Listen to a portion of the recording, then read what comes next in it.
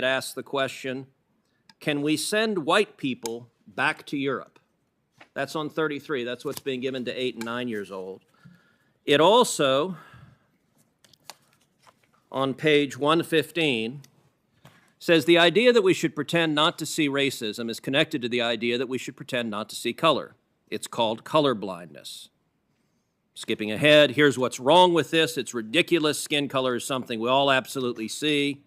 Skipping ahead, so to pretend not to see color is pretty convenient if you don't actually want to stamp out racism in the first place. Now, what this book argues for is the exact opposite of what Dr. King spoke about on the floor of the Lincoln Memorial. And are you comfortable with these ideas being taught to children as young as 4 in respect to the first book, as young as 8 and 9 in respect to the second book?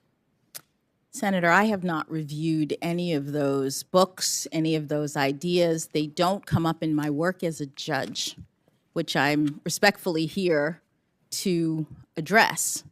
Grab a cold drink, sit back, and stay with me, because this exchange between Senator Ted Cruz and Judge Ketanji Brown Jackson raises some serious questions about what young children are being taught about race. Something just happened in this hearing that nobody saw coming, and the moment completely changed the direction of a hearing. If you want more straight-to-the-point political commentary, hit that like button, subscribe to the channel, and turn on notifications. Now let's get into it. It is filled and overflowing with critical race theory. That among the books that are either assigned or recommended, they include Critical Race Theory, an introduction. They include The End of Policing, an advocacy for abolishing police. They include How to Be an Anti-Racist by Ibram Kendi. They include literally stacks and stacks of books, and I'll tell you two of the ones that were most stunning. They include a book called Antiracist Baby by Ibram Kendi. And there are portions of this book that I find really quite remarkable. One portion of the book says babies are taught to be racist or anti-racist. There is no neutrality. Another portion of the book, they recommend to babies confess when being racist.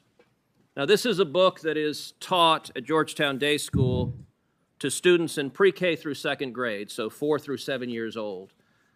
Do you agree with this book that is being taught with kids that babies are racist? Senator,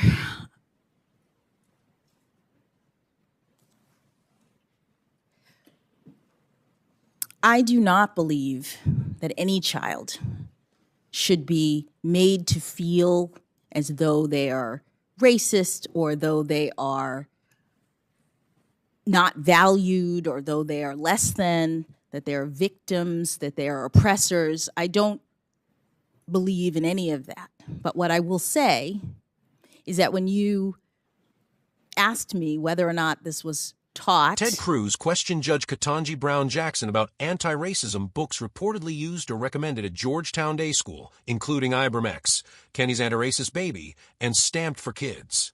The exchange focused on whether young children should be introduced to concepts describing people as racist, anti-racist, victims, or oppressors based on race.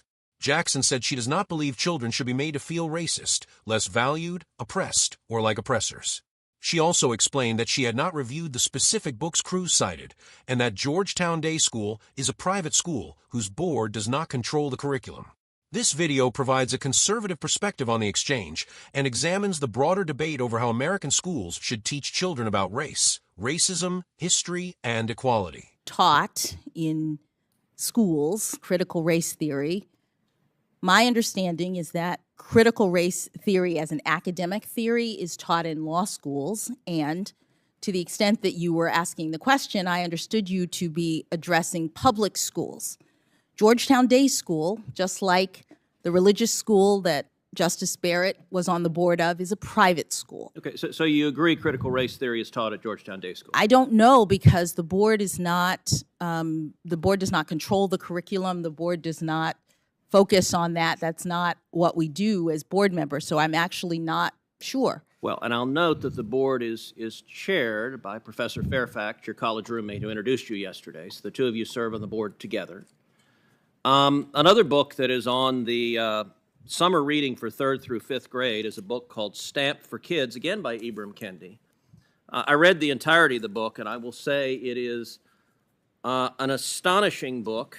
On page 33, it asks the question, can we send white people back to Europe? That's on 33. That's what's being given to 8 and 9 years old. It also, on page 115, says the idea that we should pretend not to see racism is connected to the idea that we should pretend not to see color. It's called color blindness. Skipping ahead, here's what's wrong with this. It's ridiculous. Skin color is something we all absolutely see. Skipping ahead, so to pretend not to see color is pretty convenient if you don't actually want to stamp out racism in the first place. Now, what this book argues for is the exact opposite of what Dr. King spoke about on the floor of the Lincoln Memorial. And are you comfortable with these ideas being taught to children as young as 4 in respect to the first book, as young as 8 and 9 in respect to the second book? Senator, I have not reviewed any of those books, any of those ideas. They don't come up in my work as a judge, which I'm respectfully here to address. In my Senator Ted Cruz confronted Judge Ketanji Brown Jackson over books connected to anti-racism education that he said were included in the curriculum or reading recommendations at Georgetown Day School. The book that immediately grabbed attention was Antiracist Baby by Ibram X. Kendi. Cruz pointed to language in the book suggesting that babies are taught to be racist or anti-racist and that there is no neutrality. Cruz then asked Jackson a very direct question. Does she agree with the idea that babies are racist? Jackson's response was important. She said she does not believe children should be made to feel that they are racist, that they are not valued, or that they are either victims or oppressors. And honestly, that is a principle most Americans can agree with. Children should not be taught that their worth is determined by their race. At the same time, Cruz's broader concern was about whether schools should introduce complicated racial theories and concepts to very young children. Jackson pushed back on Cruz's characterization of her earlier testimony. She explained that she understood his question about critical race theory to be referring to public K-12 schools. Georgetown Day School, she noted, is a private school. Cruz then asked whether critical race theory was taught at Georgetown Day School.